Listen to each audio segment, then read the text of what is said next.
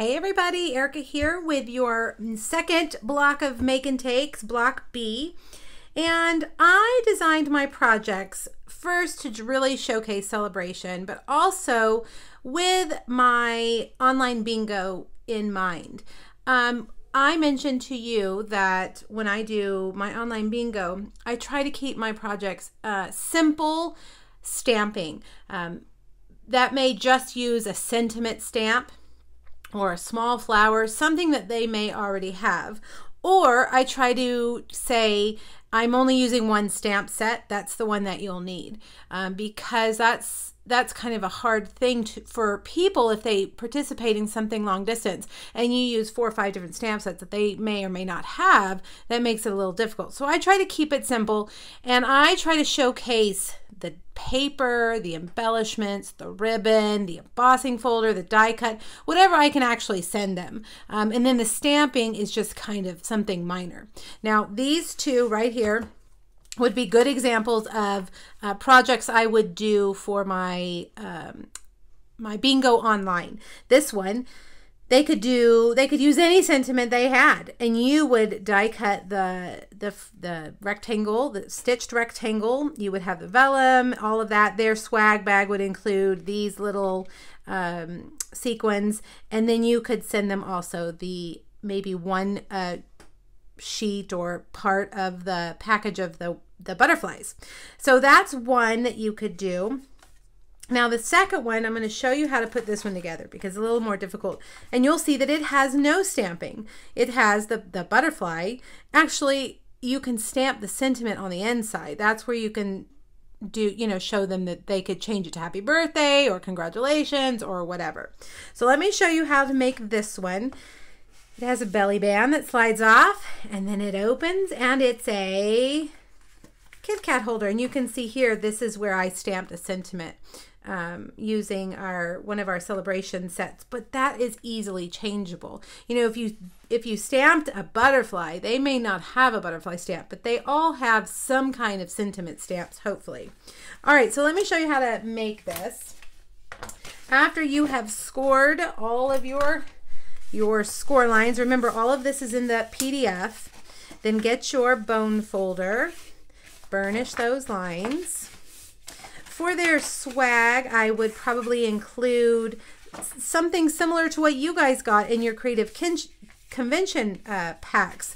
The sequins and the flax ribbon and maybe the old olive thread. And then you could use those for your make and takes.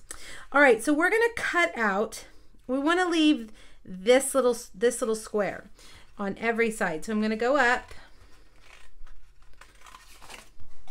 and cut that out, and then come over here and cut that piece out.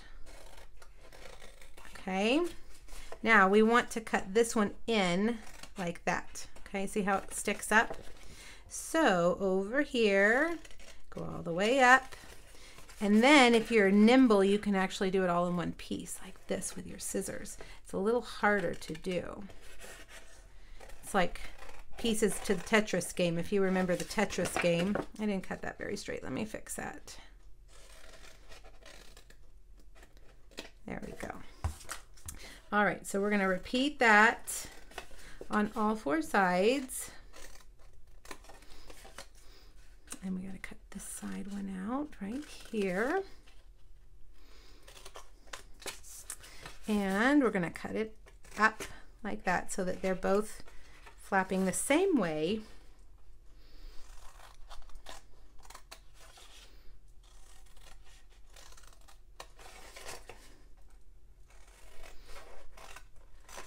And one last one right there. Okay, now here are the little tabs. This is all that we need to hold our little box together. So get your tear and tape or fast fuse if you have it. Let me turn it over like that. That'll be a little bit easier. And put your adhesive on the outside. Oh no, look at that. Don't do that. Be careful.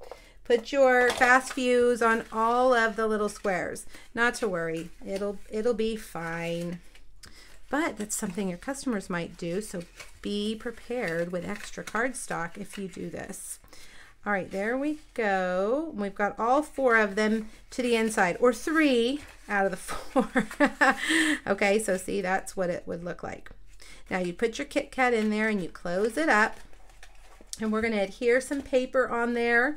Actually, I folded it up incorrectly. Let me show you the right way. You're going to put Whisper White paper here. Well, I am just making a giant mess of this, you guys. I apologize. Come on now, Daffodil Delight. Behave. This is where you could write your sentiment and stamp your greeting. Right there. And then here is some of the Designer Series paper. And you can use any of your Designer Series paper in that pack that you like. If I could choose, I would use, now we're going to fold these in and put paper on those too. I would use the black and white check on everything. And I've already run out of it. And I have a bunch of the other stuff left. So I really have to focus on using the other stuff. All right, now, see how that's on both sides? Fold these 2 in first. Then, and if you want, you can even put paper there too. Fold these over so that those are on the outside. That's what you're seeing on the outside.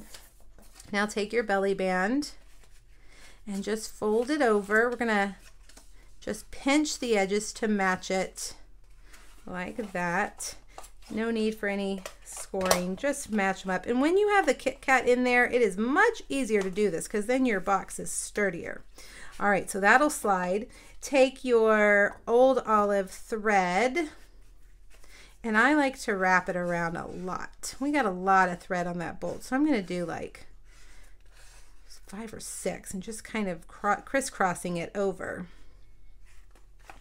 And if they have their own bolt, then it doesn't matter how much they use, right? That's why I would include a bolt of this as part of their swag. These would make great little shower, you know, like a bridal shower or a baby shower or a spring party. These would make great favors for that.